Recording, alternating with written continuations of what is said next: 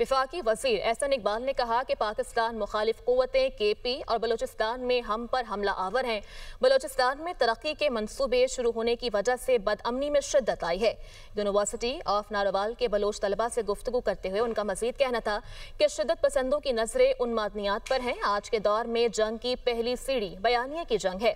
गोली की जंग आखिर में होती है।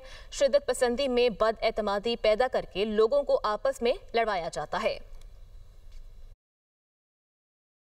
पाकिस्तान के ख़िलाफ़ क़ुव्वतें हैं जो पाकिस्तान में अदम इस्तेहकाम पैदा करना चाहती हैं, वो सूबा खैबर पख्तूनख्वा और सूबा बलूचिस्तान के ज़रिए हम पे हमलावर हैं। हम कई वहाँ पे शाहराहों के मंसूबों पे काम कर रहे हैं जिससे बलूचिस्तान के मुख्तलिफ़ इलाके आपस में जुड़ेंगे, वो मुल्क के दीगर इलाकों से जुड़ेंगे। इंफॉर्मेशन वॉरफेयर सबसे बड़ा वेपन है कि जिसके ज़रिए अंदर कोशिश की जाती है कि नज़रियाती तौर पे, फ़िक्री तौर पे इंतशार पैदा करो और उससे लोगों को वहाँ पर गुमराह करें और आपस में लड़ाएं, इदारों को लड़ाएं, लोगों को लड़ाएं, ताकि वो एक टारगेट जो है वो ख़ुद ब खुद अंदर से इम्प्लोड कर जाए।